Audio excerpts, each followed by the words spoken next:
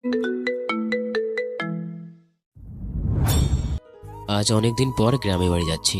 আসলে গ্রাম থেকে পালিয়ে আসার পর দীর্ঘ 12 বছরে গ্রামে বাড়িতে যাওয়া হয় না। কেন গ্রাম থেকে পালিয়ে আসছি সেটা না হয় একটু পরে বলি। কেন জানি না, মা বাবাকে খুব দেখতে ইচ্ছে করছে, তাই যাচ্ছি। হয়তো বা মা বাবাও আমাকে চিনতে পারবে না, কারণ আমি তো আর আগের আমি নেই, অনেকটাই পরিবর্তন হয়ে গেছি। এই যা, আপনাদের তো আমার পরিচয় দেওয়া হয়নি। তাহলে চলুন আগে আমার পরিচয় পর্বটা দিয়ে দিই। আমি হলাম রাজ। এই রে, বাস চলে আসছে। আপনাদের সঙ্গে পরে কথা হবে, আগে বাসে উঠে পড়ি। তারপর বাসে উঠে সিটে বসে পড়ি। সিটে বসতেই দু চোখ বন্ধ করতেই সেই 12 বছর আগের কাহিনীগুলো চোখের সামনে ভেসে উঠতে লাগলো। আমি তখন অষ্টম শ্রেণীতে পড়ি। লেখাপড়ায় অনেক ভালো ছিলাম। আমি ছিলাম সব শিক্ষকের চোখের মণি। পড়ালেখায় ভালো ছিলাম বলে সবাই আমাকে খুব ভালোবাসতেন। একদিন আমি স্কুলে যাওয়ার পথে রিয়া, আমার ক্লাসমেট, আমার পথ আটকায়। এই রাজ, দাঁড়াও। বলো, কি বলবে? না, তেমন কিছু বলবো না, চলো একসাথে স্কুলে যাই। চলো তাহলে। তারপর আমরা দুজনে চুপচাপ করে হাঁটতে লাগলাম। আর আমি এমনিতেও মেয়েদের সঙ্গে একটু কম কথা বলি। ওই, তুমি চুপ করে আছো কেন? তাহলে কি করব? রাজ, তোমাকে না আমার খুব ভালো লাগে। তোমার কথার মানে আমি ঠিক বুঝতে পারলাম না। মানেটা হলো আমি তোমাকে ভালোবাসি। হাসছো কেন তুমি? আমি কি কোনো হাসির কথা বলেছি নাকি? তা না হলে কি? এই, আমাদের বয়স কত, হ্যাঁ? আর তাছাড়া ভালোবাসা কি সেটা তো এখনো তো বুঝি না। মানে? দেখো, প্রেম ভালোবাসা বাদ দিয়ে সামনে পরীক্ষা, সেদিকে মন দাও, বুঝলে? এই কথা বলে আমি একাই স্কুলে চলে আসি, কিন্তু রিয়া আর আসেনি। তারপর আমি ক্লাস করতে থাকলাম। তখন একজন লোক এসে বলে বাবা নাকি আমাকে তাড়াতাড়ি বাড়িতে যেতে বলেছে।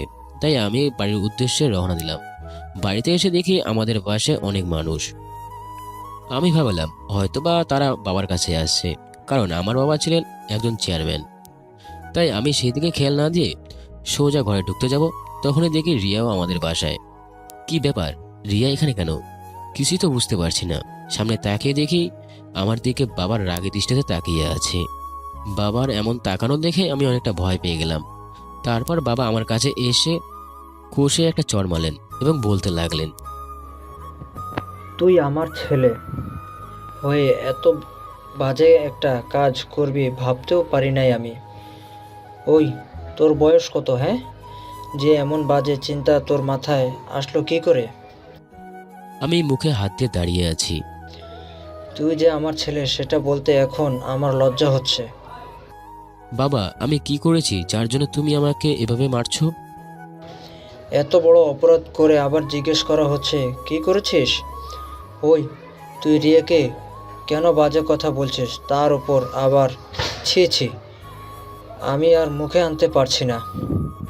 যা বাবা, আমি আবার রিয়াকে কখন বাজে কথা বলছি? দেখুন চেয়ারম্যান সাহেব, আপনার ছেলে বলে আজ এই অল্প বয়সে বাজে কাজ করার সাহস পাইছে, তাই আমরা সকলেই আপনার কাছ থেকে ন্যায় বিচার চাই। শুনুন, আপনারা সবাই জানেন যে আমি কোনো অবিচার করি না। আর আজ তাই নিজের ছেলে যেহেতু অপরাধ করছে, তাই তার সময়ও ন্যায় বিচার করব। বাবা, বিশ্বাস করো, আমি রিয়াকে কোনো কিছুই বাজে কথা বলিনি। চুপ কর শয়তান, তোর জন্য আমার মান সম্মান যা আছে সব গেছে। আমি আর তোর একটা কথাও শুনতে চাই না। আমি আর কিছু বললাম না, কারণ আমার কথা কেউ এখন বিশ্বাস করবে না। রিয়ার দিকে তাকিয়ে দেখি সে আমার দিকে তাকিয়ে মিটিমিটি হাসছে।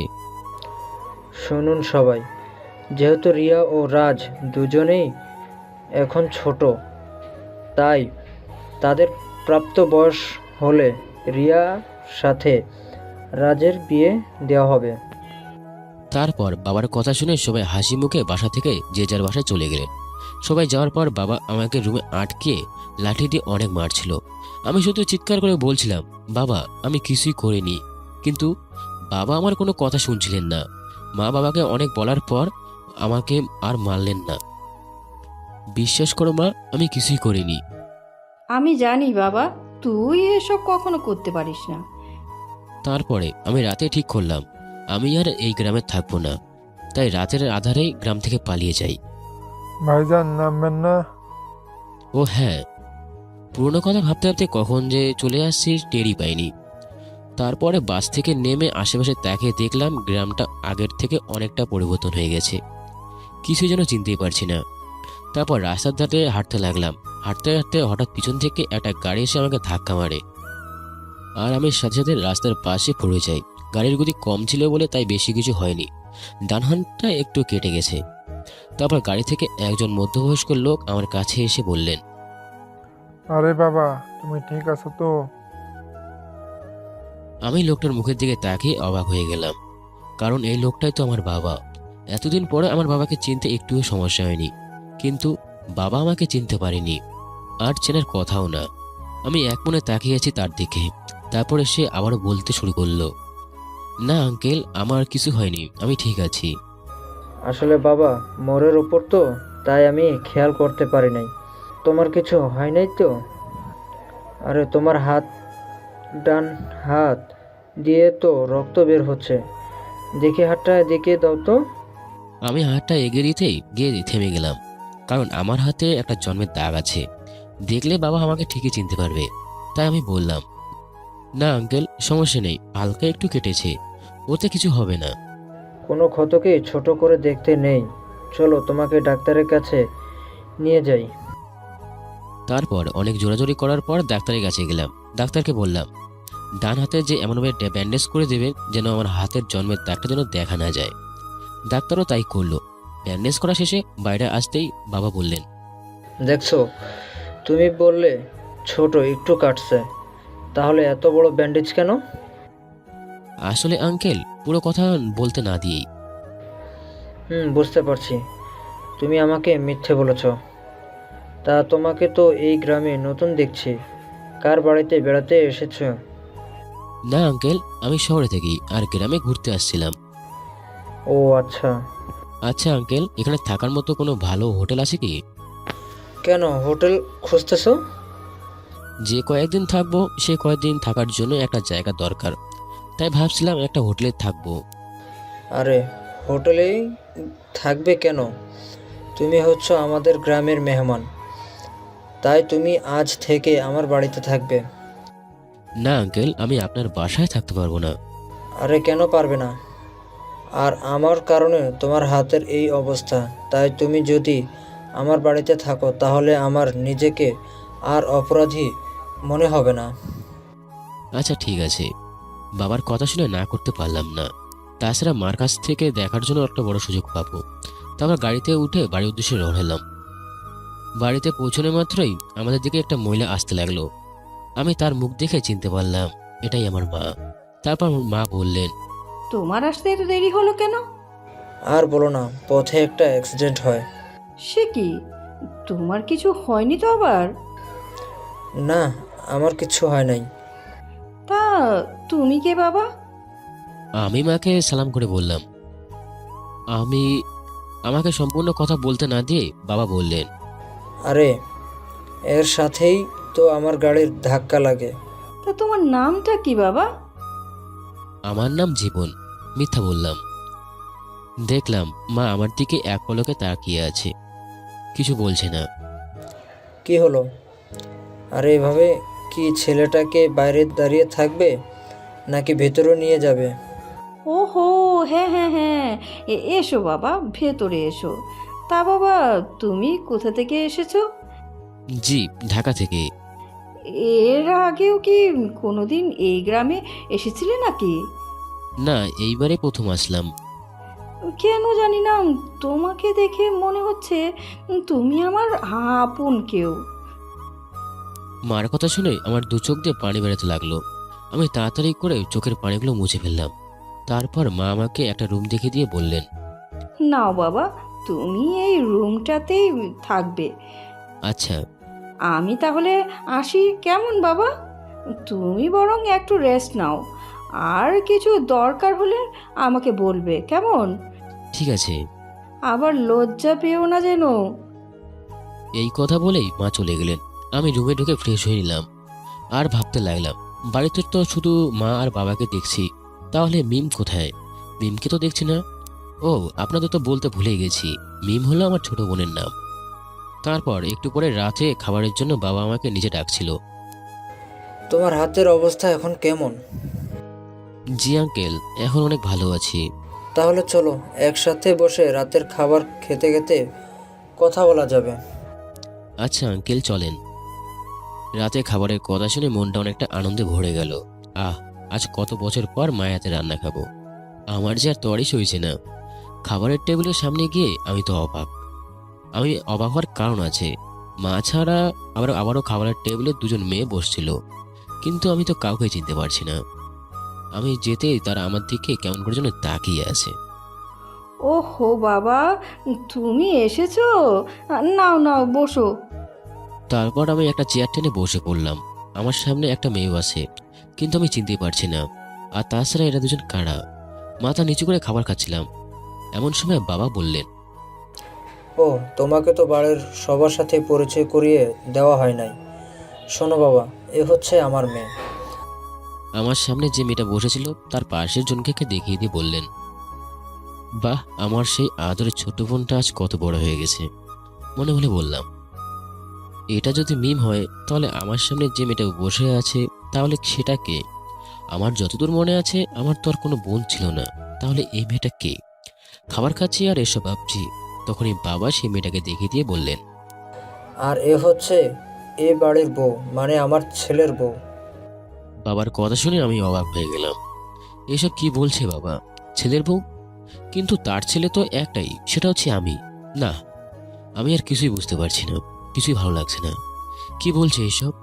তারপর আমি ব্যাপারটা বোঝার জন্য বাবাকে জিজ্ঞাসা করলাম, তা আঙ্কেল, আপনার ছেলেকে তো দেখছি না। আমার কথা শুনে সবার মুখটা কেমন যেন মলিন হয়ে গেল। তারপর বাবা বললেন, ও নেই। ওহ, সরি আঙ্কেল। আরে তুমি যেটা ভাবছো সেটা নয়। তাহলে? 12 বছর আগে আমাদের ওপর রাগ করে সে চলে গেছে। জানি না আজও বেঁচে আছে কি না। না, আমার ছেলে মরতে পারে না। আমি জানি সে বেঁচে আছে, আর একদিন ঠিকই সে আমার কোলে ফিরে আসবে। কাঁদতে কাঁদতে এই কথাগুলো বলতে লাগলেন। মার কান্না দেখে মনে হচ্ছে মাকে এখনো জড়িয়ে ধরে বলি, মা, তোমার মন ঠিকই বলছে, আমি মরিনি, আমি বেঁচে আছি। কিন্তু কিছুই বলতে পারলাম না। মার কান্না দেখে আমার চোখের কোণে পানি চলে আসলো। আর তখনই আমার সামনে বসে থাকা মেয়েটা মন খারাপ করে খাবারের টেবিল থেকে উঠে চলে গেলেন। তারপর মিম বলতে লাগলো, বাবা, তুমিও না কিছু বুঝো না, এসব কথা না বললে কি হতো না? কি করবে মা? কেন জানি না, রাজের কথা আজ খুব মনে পড়ছে। না জানি আমার ছেলেটা আজ কোথায় আছে, কেমন আছে। এই কথা বলে আবার কান্নাকাটি করতে থাকেন। আমিও আমার খাবার শেষ করে যত দ্রুত সম্ভব রুমে চলে আসলাম। আর একটু সময় থাকলেই নিজেকে হয়তোবা কন্ট্রোলই করতে পারতাম না। তারপর ঘুমাতে গেলাম, কিন্তু একটা কথা কিছুতে মাথায় আসছে না। কে এই মেয়েটা, আর কেনই বা বাবাকে এই মেয়েটা ছেলের বউ বলছে? না, আমি আর কিছুই ভাবতে পারছি না। সারাদিন জার্নি করাই শরীরটা ক্লান্ত করছিল, তাই তখনই ঘুমিয়ে গেছি, কিন্তু টেরই পাইনি। অনেক সকালে ঘুমটা ভেঙে গেল, তাই ভাবলাম একটু ছাদে যাই। শীতের কুয়াশার আশেপাশে কিছুই দেখা যাচ্ছে না। খুব ভালো লাগছিল এই আবহাওয়াটাকে। আজ অনেক বছর পর ছাদে উঠলাম। যখন বাড়িতে ছিলাম তখন এই ছাদে সবসময় পড়তাম। পুরনো কথাগুলো ভাবছি। কিছুক্ষণ পরে দেখলাম বাবাও ছাদে আসছেন। এসে আমাকে বললেন, জীবন বাবা, তুমি এখানে? জি আঙ্কেল, একটু ছাদে ঘুরে দেখছিলাম আর কি। চলো তাহলে বাইরে থেকে ঘুরে আসা যাক। জি আঙ্কেল, চলুন তাহলে যাওয়া যাক। তারপরে আমি বাবার সাথে ছাদ থেকে নেমে তখনই বাবা একটি রুম দেখিয়ে দিয়ে বলল, এটা হচ্ছে? আপনাদের রুম? তুমি জানলে কি করে? এই রে, কি বলে ফেললাম আবার মনে মনে। কি হলো, চুপ করে আছো যে? না মানে আঙ্কেল, আন্দাজে বললাম আর কি। তোমার আন্দাজটা তো খুব ভালো। কি যে বলেন না আপনি। তারপরে আমরা আস্তে আস্তে নিচের দিকে আসলাম। নিচে নামতে নামতে আমি আমার রুমের দিকে একবার তাকিয়ে দেখি রুমটা তালা দেওয়া। তাই আমি বাবাকে জিজ্ঞাসা করলাম, আঙ্কেল, এই রুমটাতে তালা দেওয়া কেন? এই রুমটা হচ্ছে আমার ছেলের, আর এই রুমটা বৌমা প্রতিদিনই গুছিয়ে রাখে, আবার তালা দিয়ে রাখে। তারপর বাবাকে আমি আর কোনো কিছু জিজ্ঞাসা করলাম না। দুজনে বাইরে গিয়ে হাঁটাহাঁটি করে চলে আসলাম। দুপুরে খাবারের পর ভালো লাগছিল না, তাই ভাবলাম একটু ছাদে যাওয়া যাক। যেই ভাবা সেই কাজ। ছাদে যাওয়ার সময় দেখলাম আমার রুমটা খোলা, তাই কোনো কিছু না বুঝেই সোজা প্রবেশ করলাম। রুমে ঢুকতে তো আমি অবাক, কারণ এত সুন্দর করে রুমটা গোছানো হয়েছে যে আপনাদের আমি বলে বোঝাতে পারবো না। আমি রুমটার চারপাশে তাকিয়ে নিলাম। ছোটবেলার সবকিছু ঠিকঠাকই আছে, আমি যেভাবে রেখেছিলাম সেইভাবেই আছে। এই, আপনি এই রুমে কি করছেন? না মানে ভেকাচেকা খেয়ে। জানেন না এই রুমে আসা নিষেধ? যান, এখনই এই রুম থেকে বেরিয়ে যান। আচ্ছা যাচ্ছি, কিন্তু যাওয়ার আগে একটা কথা জানতে খুব ইচ্ছে করছে। কি কথা বলুন? এই রুমটা কার? যদিও আমি জানি, তারপরেও মিথ্যা বললাম। এটা আমার স্বামীর আর আমার রুম। কেন, কোনো সমস্যা? হায় হায়, সমস্যা মানে? এত বড় সমস্যা? মনে মনে। কি হলো, এখনো দাঁড়িয়ে আছেন কেন? আচ্ছা যাচ্ছি, কিন্তু আপনার নামটা কি জানতে পারি? না, এবার যান তো, একদম বিরক্ত করবেন না। না, আপনার নামটা তো অদ্ভুত। ওটা আমার নাম না। তাহলে আপনার নাম কি? আমার নাম হচ্ছে রিয়া। কি? অবাক হলেন মনে হয় আমার নামটা শুনে। আমি আর কিছু না বলে রুম থেকে বের হয়ে চলে আসলাম। তারপর ভাবতে লাগলাম, এই রিয়ার জন্য আমি 12 বছর আগে আমার গ্রাম ছেড়েছি, আমার পরিবারকে ছেড়েছি। আবার সেই রিয়াই আমার বাবাকে কেন তার বউয়ের মর্যাদা দিয়ে রেখেছে। না, এই বাড়িতে আর এক মুহূর্ত থাকা যাবে না। কালকেই আমি এই বাড়ি ছেড়ে চলে যাব। যদিও বা এতদিন পর বাবা মা বোনের কাছে পেয়েছি, এতটুকুই আমার কাছে অনেক। রাতের বেলা আর খাওয়া দাওয়া না করে ঘুমিয়ে গেলাম। সকালে হঠাৎ কে যেন ভাইয়া বলে চিৎকার করলো। আমি চোখ খুলে দেখি মিম। আরে আপনি এত সকালে আমার রুমে? কি হলো, কথা বলছেন না কেন? ভাইয়া, আরে কি করছেন? আর কে আপনার ভাইয়া? আমি তো জীবন। তুমি আমার সেই হারিয়ে যাওয়া ভাই রাজ। আরে আপনার কথা ভুল হচ্ছে, আমি আপনার ভাইয়া নই। কি? আমি ভুল করছি? তাহলে এই দাগটা কিসের? এই রে, এখন কি বলি? কাল রাতে তো ব্যান্ডেজ করতে ভুলে গেছিলাম মনে মনে। কি হলো বল, চুপ করে আছিস কেন? এটা কেটে যাওয়ার দাগ। না, কেটে যাওয়ার দাগ এমন হয় না। আরে হ্যাঁ, ছোটবেলায় আমার কেটে গিয়েছিল, সেই দাগ হবে হয়তো। আচ্ছা, একটু দাঁড়াও। এই কথা বলে চলে গেল। একটু পর হাতে কি যেন নিয়ে আসলো, এসেই বলল, এটা কি? এই ছোট ছেলের হাতের দাগের সাথে দেখি আমারও হাতের দাগের মিল আছে। শুধু দাগের মিল না, এই ছবিটাও তোমার। আরে না। আচ্ছা, তুমি আমার মাথায় হাত রেখে সত্যি কথা বলো তো, যে তুমি আমার সেই হারিয়ে যাওয়া ভাই রাজ না। এখন আমি কি বলবো কিছুই বুঝতে পারছি না, তাই ওর মাথা থেকে হাত সরিয়ে নিলাম। কি হলো, কিছু বলছিস না কেন? আমি জানি তুই কিছু বলতে পারবি না, কারণ তুই আমার সেই ভাই রাজ। হ্যাঁ রে পাগলি, আমি তো সেই হারিয়ে যাওয়া ভাই। মিমকে জড়িয়ে ধরে, বাবা মা তোমরা কোথায়? এই রে কি করছিস তুই? মা বাবাকে কেন ডাকছিস? কতদিন পর তোমাকে পেয়েছি, এই খুশির খবরটা বাবা মাকে দিতে হবে না? না, তুই মা বাবা এমনকি কাউকে এই কথাটা বলতে পারবি না। আর যদি বলিস তাহলে আমি এখান থেকে চলে যাব, আর কোনো দিনও ফিরে আসবো না। না ভাইয়া, না, প্লিজ তুই আর এমন কথা বলিস না। আমি কাউকে বলবো না, কিন্তু তুই আমাদের ছেড়ে কোথাও যাস নে।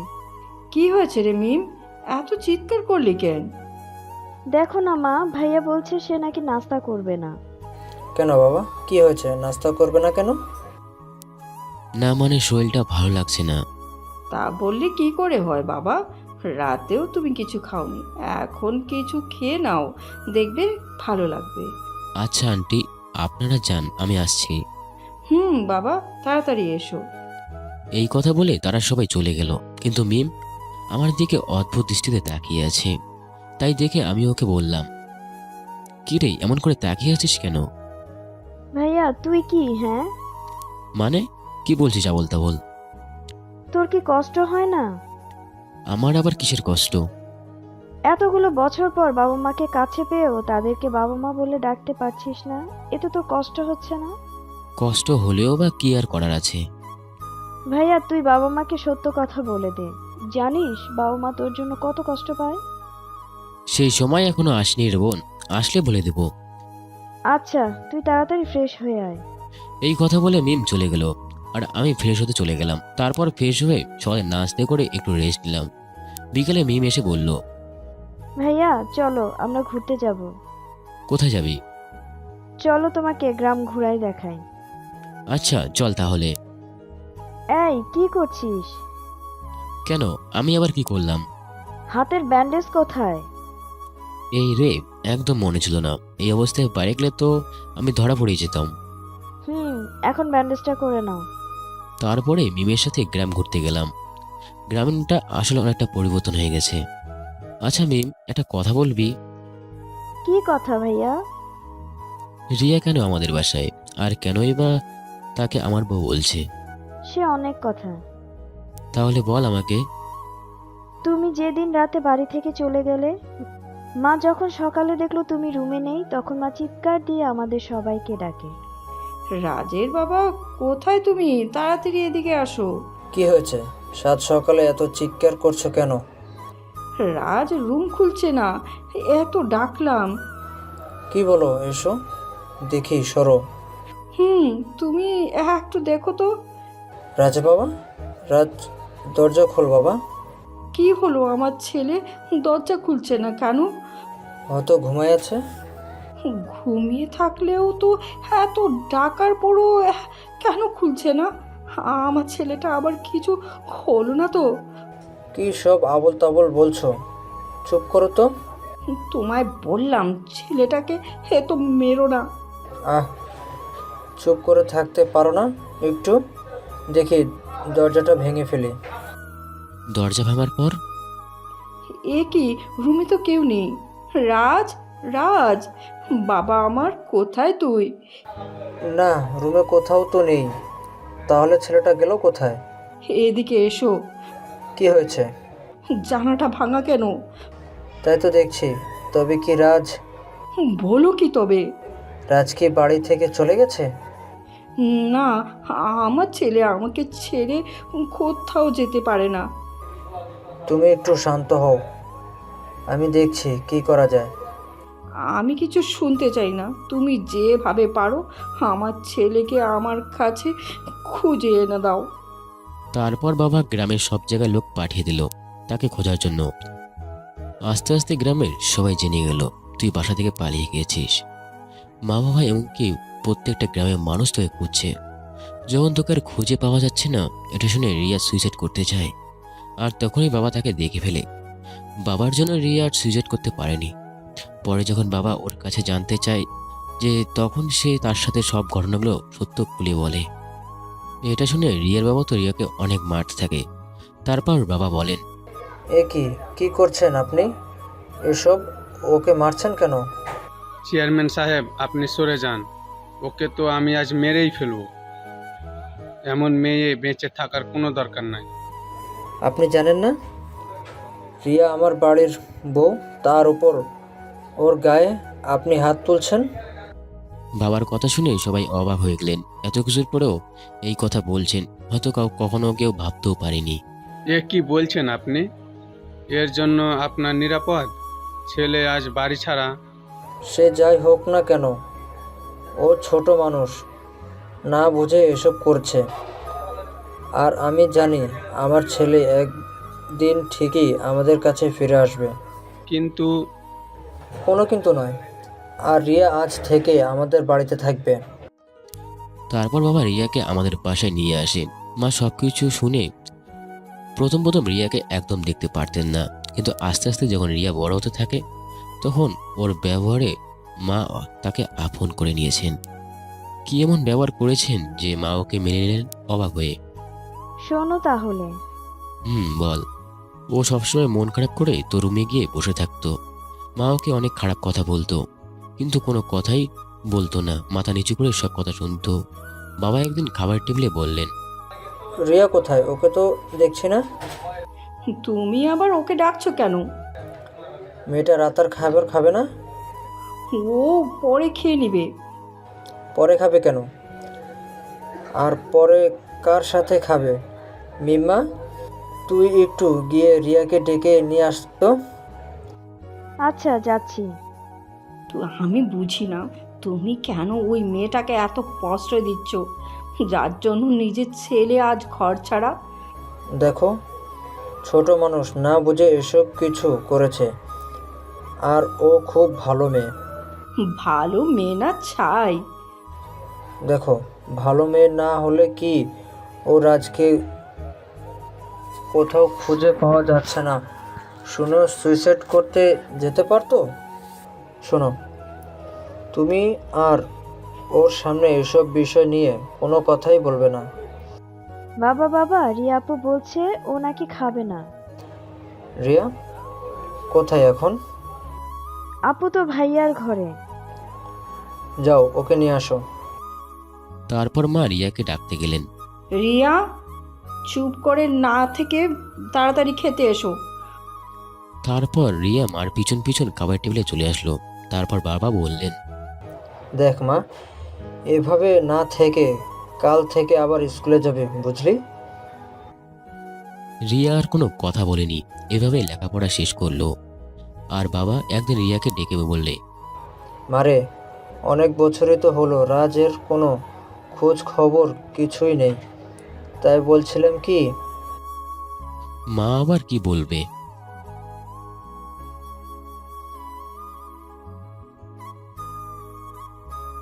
এই কথা শুনে রিয়া কি বলবে কিছুই বুঝতে পারছে না। তারপর নিজেকে সামনে নিয়ে বলল, বাবা, আমার অপরাধ নেবেন না। আমার যদি বিয়ে হয় তবে রাজের সাথেই হবে, আর স্বামী হিসাবে আমি কাউকে চাই না।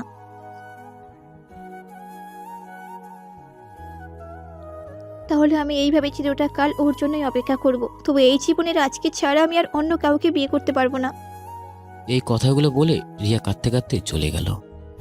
দেখলে রাজের মা, মেয়েটা রাজকে কতটা ভালোবাসে। দেখতেই তো পাচ্ছি। মেয়েটা সেই ছোটবেলা থেকে রাজের স্মৃতি আঁকড়ে ধরে বেঁচে আছে। হ্যাঁ মা, আর সব সময় ভাইয়ার ছবি ধরে কাঁদতে থাকে।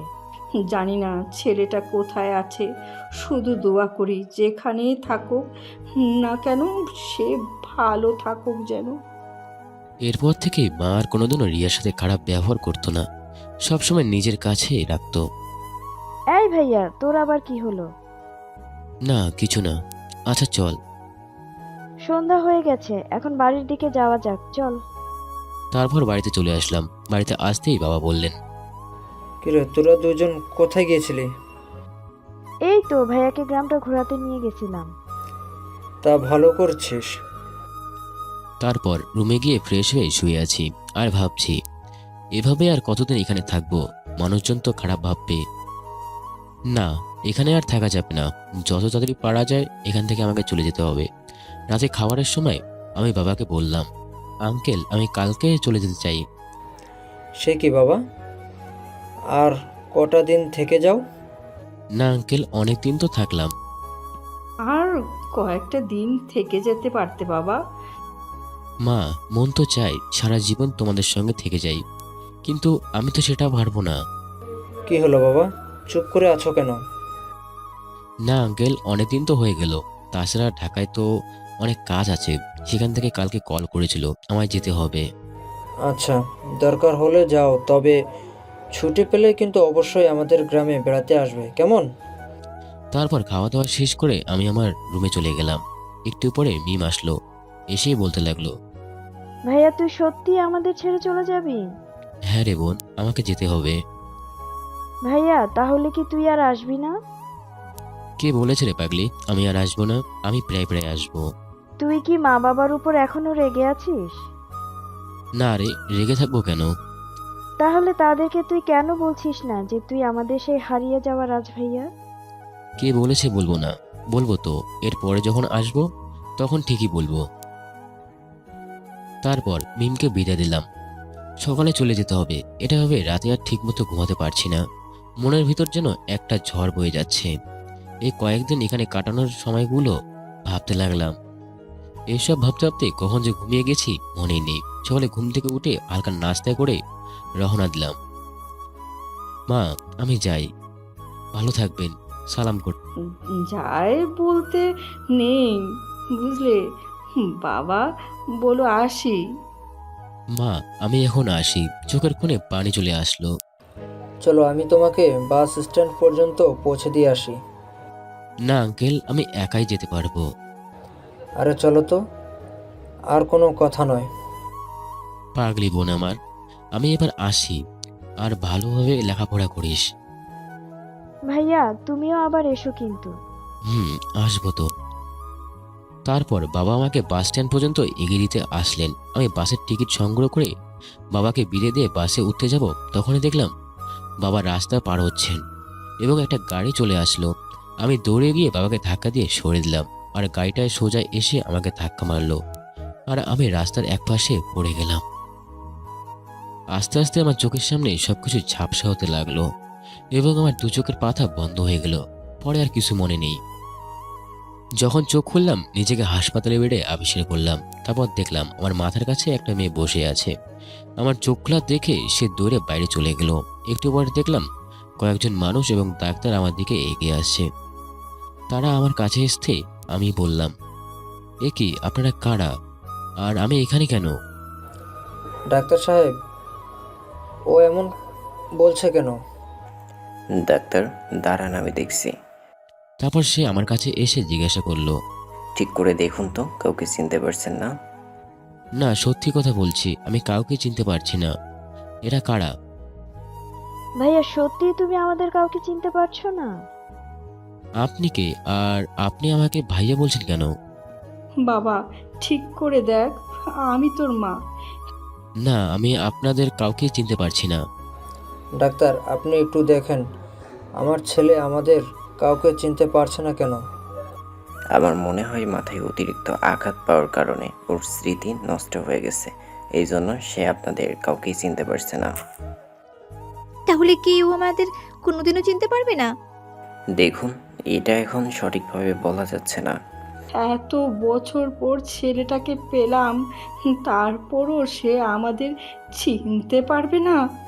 তাহলে ওকে আমরা কবে বাড়ি নিয়ে যেতে পারবি?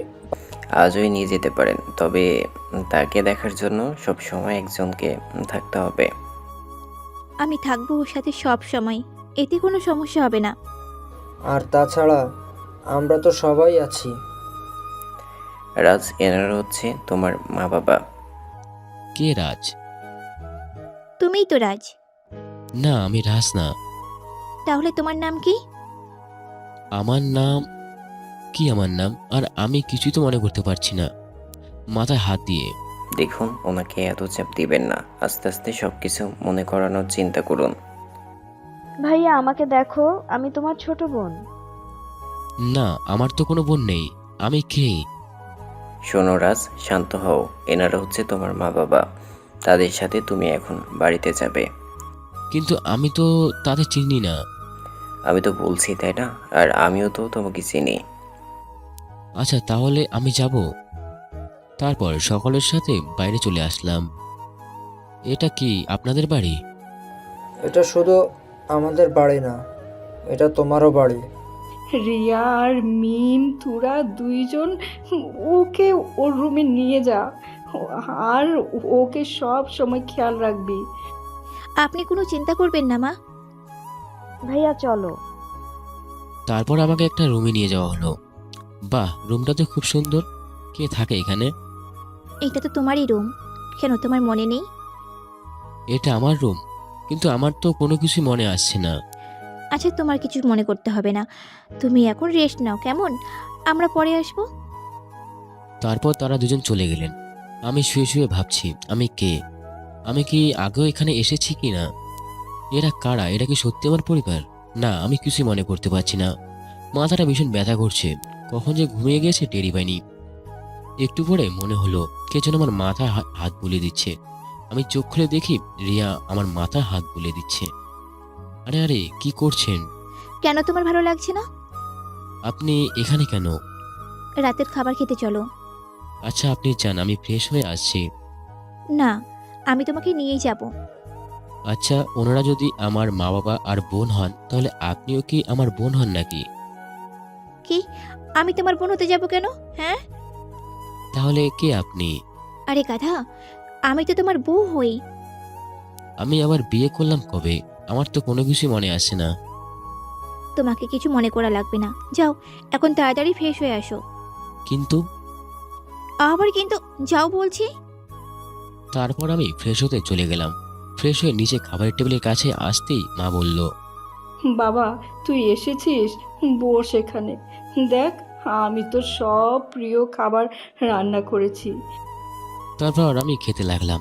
সত্যি খাবারগুলো অনেক ভালো হয়েছে। মনে হচ্ছে এর আগেও আমি অনেকবার এই খাবারগুলো খেয়েছি। খাবারগুলো শেষ হলেই সবাই মিলে আমাকে আমার রুমের কাছে নিয়ে আসলো। বাবা তুই শুয়ে থাক, কেমন? আমরা গেলাম, আর কিছু দরকার হলে আমাদের ডাকিস। মা তুমি গিয়ে শুয়ে থাকো। আর তাছাড়া আমি আর ভাবি তো আছি, তাই না? হ্যাঁ, তোরা খেয়াল রাখিস। এই বলে বাবা মা চলে যেতে লাগলেন। এমন সময় বাবা বললেন, মিম, এই নে তোর ভাইয়ের মোবাইলটা অ্যাক্সিডেন্টের সময় ওর পকেট থেকে পড়ে গিয়েছিল। মোবাইলটা তো বন্ধ হয়ে গেছে মনে হয়, চার্জ নেই। আমি বরং আমার রুমে গিয়ে চার্জে লাগিয়ে দিয়ে আসি। মিম, তুমিও যাও, গিয়ে শুয়ে থাকো। আর তুমি কি করবে? আমি আর একটুখানি এখানে থাকি।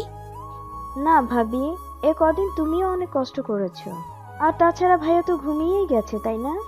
তাই তুমিও চলো, শুয়ে একটু রেস্ট নিবে। তারপর রিয়া আর মিম তাদের রুমে শুতে গেলেন। আচ্ছা ভাবি, তুমি বিছানাটা ঠিক করো, আমি দেখি ভাইয়ার মোবাইলটা ভালো আছে কিনা। আচ্ছা দেখো। তারপর মিম মোবাইলটা চার্জে লাগিয়ে দিয়ে কিছুক্ষণ পর মোবাইলটা অন করে ফ্রেশ হতে চলে গেল। এরই মধ্যে রাজের ফোনে একটা কল এলো।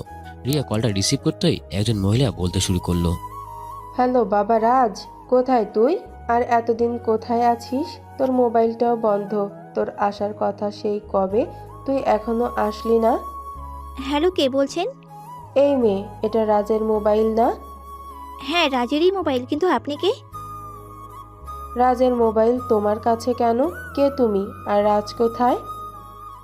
আমি রাজের বউ হই, কিন্তু আপনি কে বলছেন? কি, রাজ বিয়ে করেছে কবে? সেটা আপনাকে বলতে যাব কেন? আর আপনি কে? আমি রাজের মা বলছি, তুমি রাজকে ফোনটা দাও। কি? আপনি রাজের মা? এই মেয়ে, বেশি কথা না বলে তুমি রাজকে ফোনটা দাও। রাজ খুব অসুস্থ, তাই ঘুমাচ্ছে। কি হয়েছে আমার ছেলের? অ্যাক্সিডেন্ট হয়েছিল। কি বলছো তুমি এসব? আমার ছেলে এখন কেমন আছে? আর তোমাদের বাসার ঠিকানা আমাকে দাও। রিয়া ভাবছে মহিলাটা কে, বাসার ঠিকানাটা কি দিয়ে দেবো। তারপর সে কি মনে করে যেন ঠিকানাটা দিয়ে দিল। আচ্ছা নিন। আমি কাল সকালেই আসছি। তারপর রিয়া মোবাইল হাতে নিয়ে দাঁড়িয়ে আছে। এমন সময় মিম এসে বলল, আরে ভাবি, তুমি মোবাইল নিয়ে দাঁড়িয়ে আছো যে? না, এমনি একজন মহিলা ফোন দিয়েছিল। কি বললো সে? বলল সে নাকি রাজের মা হয়। কি? আর কি বলেছে? আর কিছু বলেনি, শুধু বলেছে কাল নাকি সে আসবে। আচ্ছা, এসব নিয়ে না ভেবে শুয়ে পড়ো। তারপর সকালে আমি ঘুমিয়ে আছি। এমন সময় কপালে কারো যেন ঠোঁটের স্পর্শ পেলাম এবং সাথে সাথে আমার ঘুমটা ভেঙে গেল। আমি চোখ খোলা দেখে রিয়া আমার দিকে তাকিয়ে আছে। আরে আপনি এত সকালে? কিন্তু আমি কি আসতে পারি না? না তা ঠিক নয়, কিন্তু কিন্তু কি? না কিছু না। কিছু না মানে? বলো, বলছি কি বলতে চাইছিলে? না, আমার কাছে মনে হলো আপনি আমাকে। আমি তোমাকে কি? আর তুমি আমাকে এত আপনি আপনি করছো কেন? তাহলে আপনাকে কি বলবো? কেন তুমি করে বলবে, বুঝলে? আর এখন বলো কি বলতে চাইছিলে? আমার কাছে মনে হলো তুমি আমাকে পুরো কথা বলার আগে। ভাইয়া ভাবি, মা তোমাদের দুজনকে ডাকছে, তাড়াতাড়ি নিচে আসো। তারপর আমি ফ্রেশ হয়ে নিচে নামলাম। দেখলাম সবাই নাস্তা নিয়ে আমার জন্য বসে আছে। আমরা সবাই নাস্তা করছিলাম। এমন সময় বাড়ির সামনে 5 থেকে 6টা গাড়ি এসে থামলো। কে এলো আবার এত গাড়ি নিয়ে? তুই গিয়ে একটু দেখ কে আইছে। যাচ্ছি। এইদিকে গাড়ি আসা দেখে রিয়ার কালকে সেই মহিলার কথা মনে পড়ল। ঠিক তখনই একজন মাঝবয়সী মহিলা রাজের নাম ধরে চিৎকার করতে করতে বাড়ির ভিতরে প্রবেশ করলো। অপরিচিত মহিলার মুখে রাজের নাম শুনে সবাই খাবার টেবিল থেকে উঠে দাঁড়ালো। আর আমি তখনও খাবার খাচ্ছি, আর মহিলা সোজা এসে আমাকে জড়িয়ে ধরে বলল, বাবা, তুই আমাকে ছেড়ে এতদিন এখানে আছিস কেমন করে? হ্যাঁ, আরে কে আপনি? কি পাগলের মতো কথা বলছিস? আমি তোর মা, আর তুই কিনা আমাকে চিনতে পারছিস না? আপনিও তো আমার মা হন। কি বলছিস তুই এসব? আপনিও মানে কি? ওনারাও নাকি আমার মা বাবা হয়। কি বলছিস তুই এসব পাগলের মতো? বুঝতে পারছি তুই একা একা বিয়ে করেছিস শুনে আমি যাতে রাগ না করি তাই আমাকে না চেনার অভিনয় করছিস। না, বিশ্বাস করুন আমি সত্যি আপনাকে চিনতে পারছি না। এই কথা শুনে মহিলাটি কাঁদতে শুরু করলো। আমি আপনার সাথে একটু কথা বলতে চাই। রিয়ামা, তুই রাজকে নিয়ে ঘরে যা। হ্যাঁ বলুন, আর আপনার কি বলবেন আমি জানি। না, আপনি কিছুই জানেন না। আপনি এটাই বলবেন যে আপনারাই রিয়ার বাবা মা, এই তো? না, আমরা রিয়ের বাবা মা না, আমরা রাজের বাবা মা। আচ্ছা, তাহলে আপনাকে সব খুলে বলি। বলুন। আসলে প্রথমে রাজ আপনাকে চিনতে পারছে না, কারণ রাজের স্মৃতি নষ্ট হয়ে গেছে। কি? হ্যাঁ, এই কারণে হয়তো সে আপনাকে চিনতে পারে নাই। আমি জানতাম আমার ছেলের কিছু একটা হয়েছে, না হলে সে কি করে তার মাকে ভুলে থাকতে পারে? হ্যাঁ। আর আপনারা রাজের মা বাবা হন কি করে? তাহলে শুনুন। তারপর বাবা রাজের ছোটবেলায় সে পালিয়ে যাওয়ার সবকিছু ঘটনা খুলে বলল। সবকিছু শুনে মহিলাটি বলল, তাহলে আপনারাই রাজের মা বাবা? হ্যাঁ, আমরাই সে হতভাগা মা বাবা। আমি একদিন গাড়িতে করে যাচ্ছিলাম, হঠাৎ আমার গাড়ির সাথে রাজের ধাক্কা লাগে। গাড়ির গতি বেশি ছিল না, তাই ওর বেশি কিছু হয়নি, শুধু ওর পায়ে আঘাত পাইছিল। পরে ওকে আমি হাসপাতালে নিয়ে চিকিৎসা করাই। রুগীকে কে আছে? আমি আছি। ওর কি বেশি কিছু হয়েছে ডাক্তার? রুগীর কে আছেন? না, বেশি কিছু হয়নি, শুধু পায়ে একটু আঘাত পেয়েছে। তা কয়দিন রেস্ট নিলে ঠিক হয়ে যাবে। আমি কি এখন ওর সাথে দেখা করতে পারি? হ্যাঁ, যান। বাবা, তোমার বাসার ঠিকানা দাও, আমি তোমাকে পৌঁছে দিয়ে আসি। আমার ঢাকা শহরে আপন বলতে কেউ নেই। তাহলে তুমি এখন থাকো কোথায়? আমি আজই এখানে এসেছি। আর তোমার মা বাবা? তারপরে আমার সাথে ঘটে যাওয়া সব ঘটনা খুলে বললাম। বাবা, তুমি কাজটা একদম ঠিক করনি। এতে তোমার মা বাবা কত কষ্ট পাবে তা একটাবার ভেবে দেখেছো?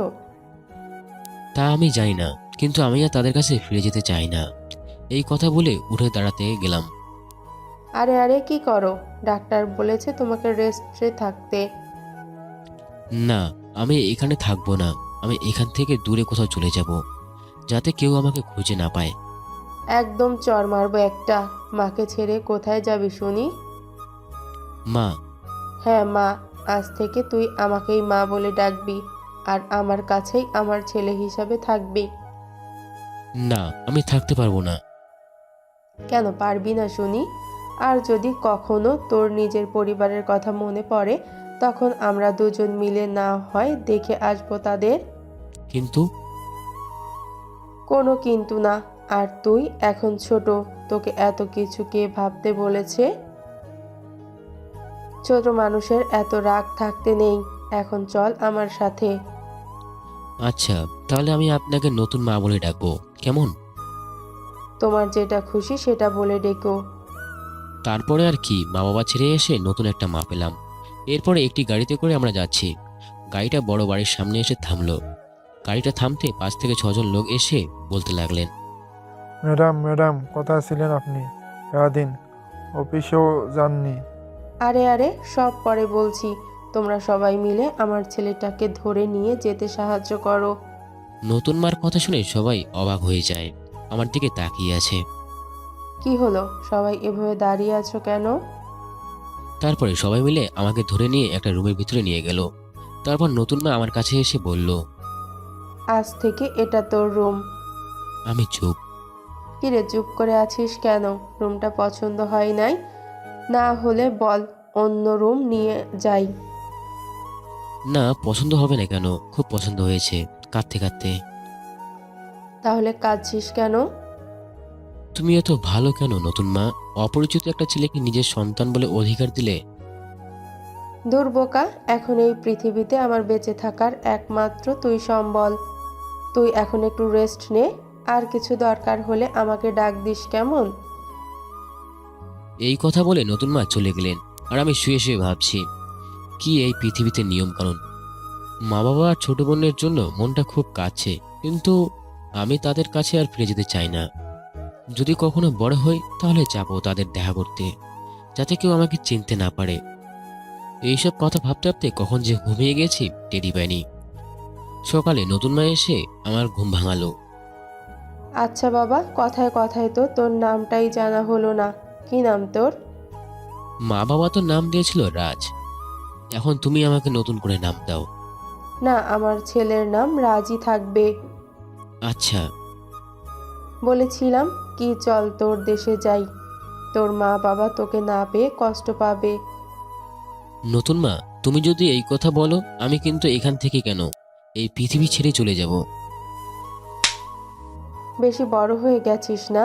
আর যদি বাজে কথা বলতে দেখি তাহলে কিন্তু। নতুন মা আর কিছু বলতে পারলেন না, শুধু আমাকে ধরে কাঁদতে লাগলেন। তোর পায়ে ব্যথা কমেছে বাবা?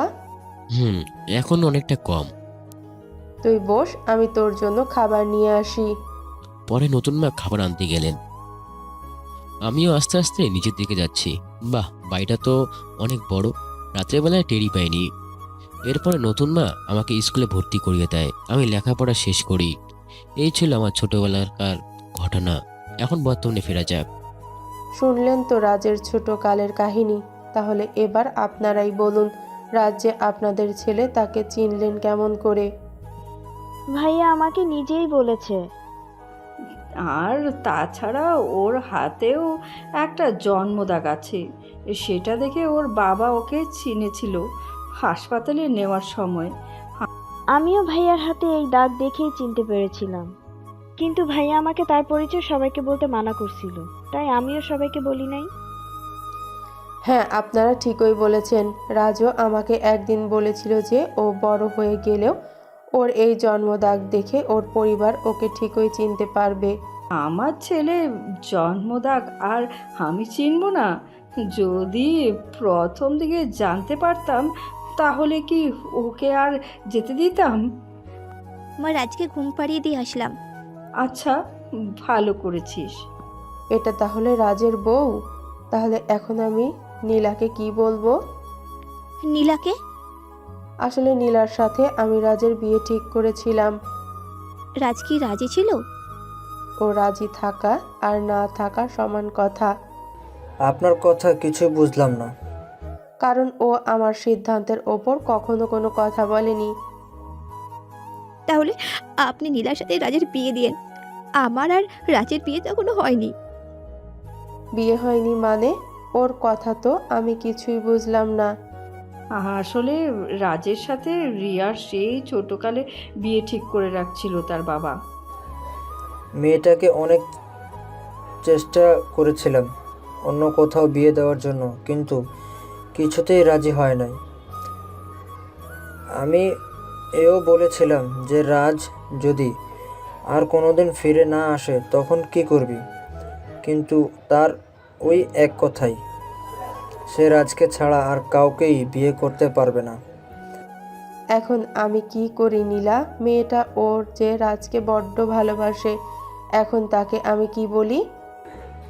দেখুন, আপনি যেটা ভালো মনে করবেন। রাজের ব্যাপারে সিদ্ধান্ত এখন আপনিও নেবেন। এখন শুধু একটাই অপেক্ষা, রাজ যেন আবার আগের মতো ঠিক হয়ে যায়। তাহলে আজ আমি বরং আসি। সে কি যায়, মানে আপনি এখানেই থাকেন? আর রাজ তো আপনারই ছেলে। হ্যাঁ, আপনাকে আর কোথাও যাওয়া লাগবে না। রাজ সুস্থ হওয়া পর্যন্ত আপনিও আমাদের সাথে থাকবেন। সেটা হয় না। রাজ অনেক দিন অফিসে যায় না, তাই অফিসেও অনেক কাজ বাকি আছে। সেগুলো আমি ঠিক করে আবার 2-3 দিন পরে আসব। আচ্ছা, যান তাহলে। এরপরে নতুন মা চলে গেলেন। ভাবি তুমি কাঁদছো? কই না তো। ভাবি আমি সবই বুঝতে পারছি, তোমার উপর দিয়ে এখন কি যাচ্ছে। রিয়ার কোনো কথা না বলে মিমকে জড়িয়ে ধরে কাঁদতে লাগলো। প্লিজ ভাবি তুমি কেঁদো না। এতদিন যার পথ চেয়ে বসেছিলাম, আজ তাকে কাছে পেয়েও হারাতে হচ্ছে। আমি বেঁচে থাকতে রাজকে অন্যের হাতে দেখতে পারবো না। ভাবি, আজে বাজে কথা বলো না। দেখো, আল্লাহ যা করে ভালোর জন্যই করে। আর অন্যদিকে নতুন মা নীলাকে রাজের সম্পর্কে সব কথা খুলে বললেন, কিন্তু সেও রাজকে ছাড়তে চায় না। তারও একটি কথা, জীবন থাকতে রাজকে হারাতে পারবে না এবং খুব জেদি ধরনের। রাজকে সে ঢাকায় এনে চিকিৎসা করবে। পরের দিনই নীলা আর নতুন মা দুজনেই রাজের কাছে চলে আসে। বাড়ির ভিতরে ঢুকতেই রাজ, রাজ কোথায় তুমি? নীলার চিৎকার শুনে সবাই বাইরে চলে আসে। আরে, আপনি আসছেন, আসুন। আমরা সকালেও আপনার কথা ভাবছিলাম। আমরা এখানে বসতে আসিনি, আমি রাজকে নিতে আসছি। নীলা কি বিয়াদবি হচ্ছে? এরা রাজের আসল বাবা মা। আমি সেটা জানতে চাই না, আমার জন্য রাজের মা শুধু আপনি। মা, তুমি এখানে এসে বসো, আমি রাজকে ডেকে আনছি। আসলে ও এখনো ঘুমিয়ে আছে। না, আপনাকে কষ্ট করতে হবে না, আপনি আমাকে রাজের কাছে নিয়ে চলুন। আচ্ছা, ওকে রাজের রুমে নিয়ে যাও। আসলে কিছু মনে করবেন না, ও একটু রাগী। আচ্ছা মা, তুমি আসো আমার সাথে, আমি তোমাকে রাজের কাছে নিয়ে যাচ্ছি। নীলা মার পিছন পিছন রাজের রুমে চলে যায়। রুমে প্রবেশ করতে দেখে রিয়া রাজের মাথার কাছে এসে বসে আছে। এটা দেখে নীলা রেগে যায়। এই মেয়ে, তুমি কে? হ্যাঁ, আর রাজের কাছে কি? কথা বলছো না কেন? আপনি কে? আর আমাকে এই কথাগুলো কেন বলছেন? আমি নীলা, রাজের হবু বউ। আপনি নীলা? হ্যাঁ। এত সময় নীলা আর রিয়ার কথা শুনে রাজের ঘুম ভেঙে যায়। আপনি কে? আর ওনার সাথে এরকম ভাবে কথা বলছেন কেন? সে কি রাজ, তুমি আমাকে চিনতে পারছো না? না, আপনি কে? ঠিক করে দেখো রাজ, আমি তোমার নীলা। না, আমি সত্যি বলছি, আপনাকে চিনতে পারছি না। আচ্ছা, তোমাকে চিনতে হবে না, চলো আমার সাথে। কথাটা বলেই আমার হাত ধরে বাইরে নিয়ে গেল, আর আমিও সাথে সাথে রিয়ার হাত ধরে বলে ফেললাম এবং বলতে লাগলাম, ছাড়ুন আমাকে। রিয়া, ওনাকে আমার হাত ছাড়তে বলুন। না রাজ, তুমি ওনার সাথে যাও। না, আমি ওনার সাথে যাব না, আমি তোমার সাথে থাকবো। আমার কথা শুনে রিয়া চোখে পানি চলে এলো। রাজ, তুমি ওর হাত ছেড়ে দাও আর আমার সাথে চলো। না, আমি আপনার সাথে যাব না, আপনি পচা। এই কথা বলে দৌড়ে সিঁড়ি বেয়ে নিচে নামতে গেলাম, আর তখনই পা ফসকে নিচে পড়ে গেলাম। পড়ে গিয়ে জ্ঞান হারালাম। চোখ খুলে দেখলাম আমার মাথার এক পাশে রিয়া আর অন্য পাশে নীলা বসে আছে। দুজনেই কান্না করছে। আরে নীলা, তুমি এখানে কিভাবে? আর আমি এখানে কেন? নতুন মা কোথায়? কি রাজ, তুমি আমাকে চিনতে পেরেছো? তোমাকে চিনব না কেন? আর কি হয়েছিল যে আমার? তারপর নীলা রাজকে স্ত্রী হারিয়ে যাওয়ার সব কথা খুলে বলল।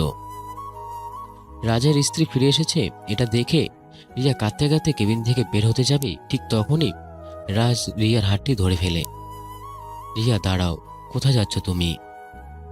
আমি বুঝতে পারছি তোমরা সবাই আমার সম্পর্কে সবকিছু জেনে গেছো, কিন্তু আমিও তোমাদের কিছু কথা বলতে চাই। সবাইকে একটু ডাকবে? আমি এখনই সবাইকে ডেকে দিচ্ছি। তুমিও কিন্তু আসবে। সবাই রাজের স্ত্রী ফিরে এসেছে এটা শুনে অনেক খুশি। মা বাবা, তোমরা আমাকে মাফ করে দিও। ছোটবেলার ছেড়ে যেয়ে তোমাদেরকে অনেক কষ্ট দিয়েছি। তুই আমাদের কাছে মাপ চাচ্ছিস কেন? ছেলে যত বড়ই অপরাধ করুক না কেন, মা বাবা সব সময় তাকে মাফ করে দেয়। বাবা, তুমি আমাকে মাফ করে দিও। বাবা, তুই মাফ চেয়ে আর আমাকে ছোট করিস না। আমি বুঝতে পারছি আমি কি অপরাধটাই না করেছিলাম সেদিন। আপনাদের কি কিছু বলার আছে? আপনারা কি একটু বাইরে আসবেন? কি কথা ডাক্তার, এখানে বলুন। না, এখানে বলা যাবে না। ডাক্তার সাহেব, আপনাকে আর কিছু বলতে হবে না, আমি সব সত্যিটা বলছি। তার মানে আপনি সবটাই আগে থেকে জানতেন? হ্যাঁ ডাক্তার। কি কথা ডাক্তার? আর আপনারা এসব কি বলছেন? ওনার মুখ থেকে শুনুন। নতুন মা, তুমি আমাকে মাফ করে দিও। তোমার কাছ থেকে জীবনে কোনো কথাই আমি লুকাইনি, কিন্তু এটা কথা তোমার থেকে আমি লুকাতে পারিনি। কাঁদতে কাঁদতে। কি কথা বাবা, বল আমাদের। ডাক্তার, আপনি বলুন কি কথা। আসলে আমি বুঝতে পারছি এমন একটা কথা নিজের মুখে বলা কতটা কষ্টের, তাই আমি বলে দিচ্ছি। রাজ, আর এই পৃথিবীতে কয়েকদিনের অতিথি মাত্র। মানে? হ্যাঁ, আমি ঠিকই বলছি, ওনার ক্যান্সার হয়েছে। ডাক্তার, আপনার কথা ভুল হচ্ছে। দেখুন, যেটা সত্যি আমি সেটাই বলছি। উনি এখন লাস্ট স্টেজে আছে, হয়তোবা আর কয়দিন বাঁচতে পারবে তা আর বলতে পারবো না। এই কথা বলে ডাক্তার চলে গেলেন। বাবা, বল না, ডাক্তার যা বলেছে সব মিথ্যা বলেছে। হ্যাঁ বাবা, বললো না ডাক্তার যা বলছে সবই মিথ্যে। বাবা, তুমি তো একটু সবাইকে বোঝাও, সবাই কাঁদলে যে আমার খুব কষ্ট হয়। ভাইয়া রে, তুই বলেছিস মা বাবাকে তোর পরিচয় দেওয়ার পর তুই আর আমাদের ছেড়ে কোথাও যাবি না। তাহলে এ কি হয়ে গেল রে ভাইয়া? লক্ষ্মী বোন আমার একদম কাঁদে না।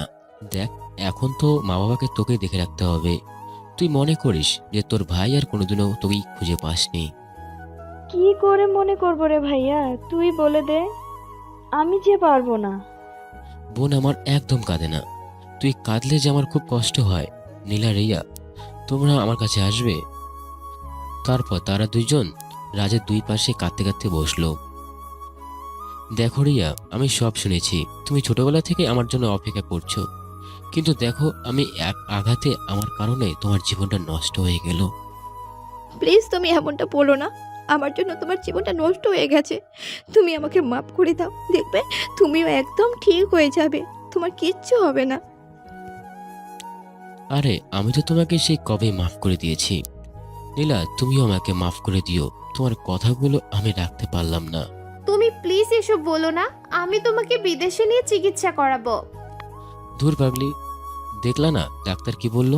আমি ডাক্তারের কথা বিশ্বাস করি না। রিয়া, নীলা, তোমরা দুজনেই আমার একটা কথা রাখবে। চলো। আমি মরে গেলে কেউ কাঁদবে না, আর দুজনে মন খারাপ করবে না, আবার নতুন করে জীবন শুরু করবে। কথা দাও? দুজনেই চুপ করে, মুখে কোনো কথা নেই, শুধু কাঁদছে। মা বাবা, তোমরা আমার নতুন মাকে দেখে রেখো। আমি ছাড়া তো আমার নতুন মার কেউ ছিল না এই পৃথিবীতে। আর দেখো, আমি আজ তোমাদের ছেড়ে চলে যাচ্ছি।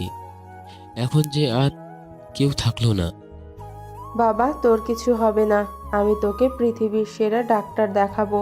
তোকে সুস্থ করার জন্য আমি সব করতে পারি। আমার কি ভাগ্য, এতদিন পর সবাইকে পেলাম। তাদেরকে হারাতে হচ্ছে, হয়তোবা আল্লাহ এমনটা চেয়েছিলেন। আর কিছু বলতে যাব, তখনই আর কোনো কথা বলতে পারলাম না। ডাক্তার, ডাক্তার, তাড়াতাড়ি আসুন। দেখুন আমার ছেলেটা যেন কেমন করছে। ও মাই গড, দেখি আপনারা সবাই বাইরে যান। তারপর আমাকে অপারেশনে থিয়েটারে নিয়ে যাওয়া হয়। প্রায় 2 থেকে 3 ঘন্টা অপারেশন পর ডাক্তার অপারেশন থিয়েটার থেকে বের হয়ে আসলো, কিন্তু তাদের মুখে কোনো হাসি নেই। ডাক্তার বের হওয়ার সাথে সাথেই তারা ডাক্তারকে জিজ্ঞাসা করলো, ডাক্তার রাজ কেমন আছে? সরি, রাজকে আমরা বাঁচাতে পারিনি। রাজ আর এই দুনিয়াতে নেই। হ্যাঁ, রাজ মারা গেছে। রাজ সবাইকে ছেড়ে, মায়া ত্যাগ করে এই পৃথিবী ছেড়ে চলে গেছে না ফেরার দেশে, যেখানে গেলে কেউ আর ফিরে আসে না। ধন্যবাদ। হ্যালো ভিউয়ার্স, তো কিছু কিছু গল্প অসমাপ্তই থেকে যায়। গল্পটা প্রথম দিকটা আমাকে খুব ভালো লাগছিল, কিন্তু শেষের দিকটা যে এমনটা হয়ে যাবে আমি নিজেও কখনো কল্পনা করতে পারিনি। আল্লাহ হাফিজ, ভালো থাকবেন। আমার গল্পটা এরকমই অসমাপ্ত।